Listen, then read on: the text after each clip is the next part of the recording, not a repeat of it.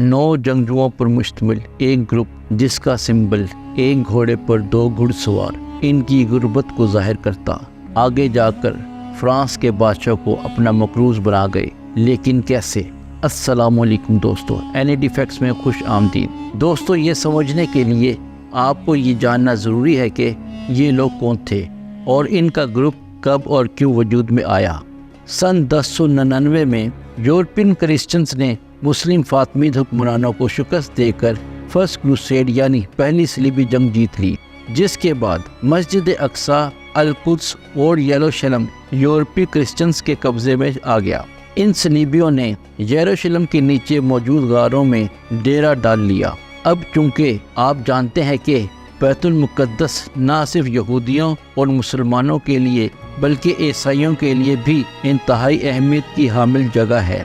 यहूदियों के आबाओ अजदाद यानी बनी इसराइल पर आने वाले एक जलीलुल कदर नबी हज़रत सुलेमान अलैहिस्सलाम का हैकल यहाँ मौजूद था, जिसकी तामीर शुरू तो उनके वालिद हज़रत दाऊद अलैहिस्सलाम ने करवाई थी, लेकिन इसकी तामीर हज़रत सुलेमान अलैहिस्सलाम के दौर में मुकम्मल हुई। इसीलिए इसे हैकल सुलेमानी कहा जाता है। इसी हैकल में हज़रत सुलेमान अलैहिस्सलाम ने एक अलहदा कमरा बनवाया था, जिसमें मौजूद एक चट्टान जिसे आज हम टेम्पल माउंट के नाम से जानते हैं पर ताबूत सकीना रखा था। इसी वजह से यहूदियों के लिए ये जगह सबसे ज़्यादा काबिल एहतराम और मुकद्दस जगह है। मुसलमानों के लिए ये जगह इसलिए अहम है कि क्योंकि ये ना सिर्फ हमारा किबला अव्वल है बल्कि मेराज शरीफ की रात हज़रत मोहम्मद मुस्तफ़ा सल्लल्लाहु अलैहि वसल्लम को बरात पर बिठाकर यहीं लाया गया था, जहां आप सल्लल्लाहु अलैहि वसल्लम ने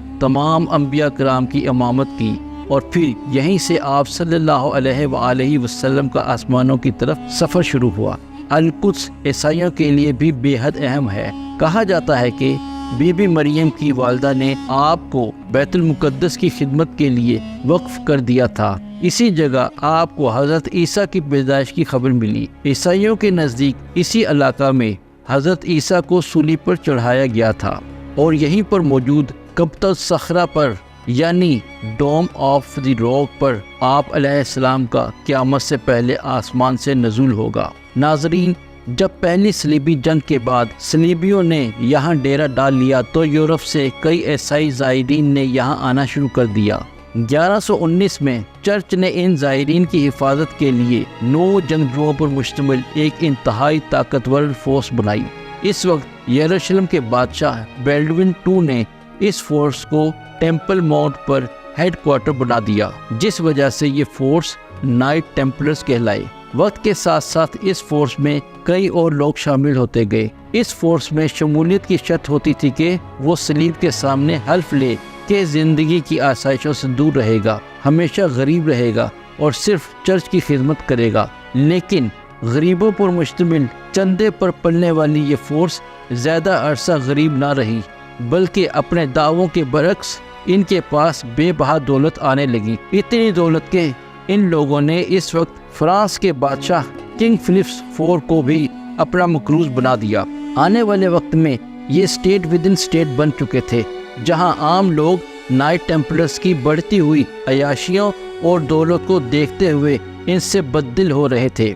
वहीं किंग फिलिप भी इस फोर्स से इनसिक्योर हो चुका था और फिर 1187 में सुल्तान सलाहुद्दीन अय्यूबी से बदतरीन शिकस्त के बाद जब यरूशलेम सलीबियों के हाथ से निकल गया तो इन नाइट टेम्पलर्स के पास अपने क़याम का कोई जवाब बाकी न रहा। इसलिए मौका पाते ही किंग ने नाइट टेम्पलर्स पर तौहीन मजहब और शैतान के पुजारी होने जैसे 29 इल्ज़ामात आयद किए। इन इल्ज़ामात की बुनियाद पर किंग फिलिप IV ने 1307 में टेम्पलर्स को मारने का हुक्म जारी किया और कई टेम्पलर्स को मौका पर मरवाने के बाद इनके ग्रैंड मास्टर जैकुस डी मोले को जिंदा जला दिया गया।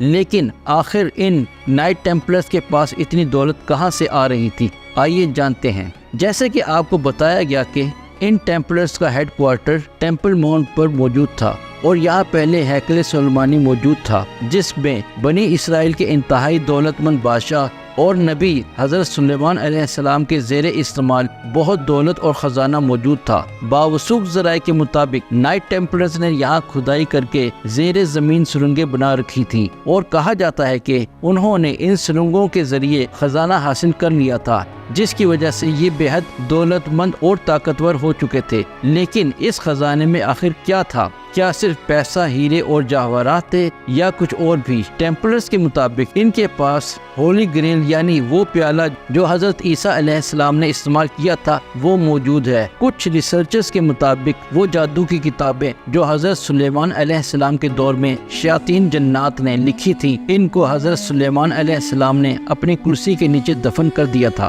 کیونکہ کوئی جن آپ علیہ السلام کی کرسی کے قریب نہیں آ سکتا تھا، تو کیا ان میں سے کوئی کتاب ان نائٹ ٹیمپلرز کے ہاتھ لگ گئی تھی؟ یہ تو کوئی نہیں جانتا۔ اب آپ سوچ رہے ہوں گے کہ کیا اپنے دور کے طاقتور ترین جنگجو اتنی آسانی سے ختم ہو گئے تھے؟ بظاہر تو یورپ میں اثر رکھنے والی یہ تنظیم ختم ہو گئی تھی، لیکن حقیقت میں ان میں کچھ ٹیمپلرز بچ گئے تھے، اور ان کے ساتھ ہی ان ٹیمپلرز کے سمبلز اور آرٹ بھی ابھی تک باقی ہے۔ آج بھی فرانس میں ٹیمپلرز کے نام کی گلیاں اور اسکاٹ لینڈ میں ایسی قبریں موجود ہیں جن پر ان نائٹ ٹیمپلرز کے سمبلز موجود ہیں۔ اس سے پتہ چلتا ہے کہ اس تنظیم کے کئی ممبرز اپنے خفیہ علم سمیت اسکاٹ لینڈ میں بس گئے تھے۔ اس سارے قصے کے تقریباً 3 صدیوں بعد ان ٹیمپلرز کا کوئی ثبوت نہیں ملتا، لیکن اچانک پھر اسکاٹ لینڈ میں ایک اہم واقعہ ہوتا ہے، جس کے بعد ایک نئی تنظیم سامنے آتی ہے جس میں ایک مرتبہ پھر سے گرینڈ ماسٹر اور سمبلز نظر آتے ہیں۔ دوستو، میڈائیول دور میں اسکاٹ لینڈ کے بادشاہ کنگ ڈیوڈ I کا تختہ الٹنے کے بعد church leader saint William Clare اور انگلینڈ کے بادشاہ ایڈورڈ نے مل کر منصوبہ بنایا کہ اسکاٹ لینڈ کے ٹکڑے کر کے ایک حصہ انگلینڈ میں ضم کر دیا جائے گا، جبکہ دوسرے حصے میں سینٹ ولیم بادشاہ ہوگا۔ اس منصوبے میں شاہی چرچ کے مقابلے میں ایڈنبرا میں ایک نئی عبادت گاہ روزلینڈ چیپل بنانے کا فیصلہ کیا گیا۔ اس چیپل کا نقشہ بالکل ہیکل سلیمانی کی طرز پر تھا تاکہ عوام کی نظر میں اس کا مقام بن سکے۔ ہیکل سلیمانی کی طرز پر تعمیر کرنے کے لیے ایک ماہر شخص چاہیے تھا، جس کے لیے سر گلبرٹ ہے کا انتخاب کیا گیا۔ اس نے دور دراز علاقوں سے آزاد لوگوں کی ٹیم جمع کی اور ان کی ٹریننگ شروع کی۔ دوستو، پرانی فرینچ میں پتھر کوٹنے والے کو میسن کہا جاتا تھا، اور چونکہ یہ سب آزاد لوگ تھے تو یہ فری میسن کہلائے۔ ان کے گرینڈ ماسٹر گلبرٹ نے ان کی تربیت جاری رکھی اور ہتھوڑی اور کیمپس وغیرہ ان کے پہلے سمبلز بنے۔ ان کی اپنی ایک فلسفی بنی جس کے تحت ان کے ایسے سمبلز بنے جن کو عام لوگ نہیں سمجھ سکتے تھے۔ ان سمبلز کو ایک قالین پر کاٹ لیا گیا تھا جسے یہ لوگ ہر میٹنگ میں بچھایا کرتے تھے۔ یہ ان کے لیے بہت عقیدت رکھتا تھا۔ بغاوت ناکام ہونے کے بعد جب ان فری میسنز اور ان کے گرینڈ ماسٹر کو زبردستی چیپل سے نکالا گیا تو وہ گھروں کو جانے کے بجائے وہیں اسکاٹ لینڈ میں فری میسن لانچ قائم کر کے رہنے لگے، اور آج بھی یہ سوسائٹی اپنے سیکرٹس کے لیے مشہور ہے۔ فری میسن کے پاس کیا واقعی وہی علم ٹرانسفر ہو کر آیا ہے جو نائٹ ٹیمپلرز کے پاس ہوا کرتا تھا؟ کیا یہ انہی کے ڈیسینڈنٹس ہیں، یعنی انہی کی نسل سے تعلق رکھتے ہیں؟ اس کے ثبوت تو ابھی ناکافی ہیں، لیکن فی الحال اس سے انکار بھی ممکن نہیں۔ دوستو، آپ کے خیال میں پرانے دور کے نائٹ ٹیمپلرز آج کے دور کے فری میسنز ہیں یا نہیں؟ کمنٹس میں ضرور بتائیے گا۔ شکریہ۔ مزید انفارمیٹیو ویڈیوز دیکھنے کے لیے ہمارے چینل کو سبسکرائب کیجیے۔ Thank you.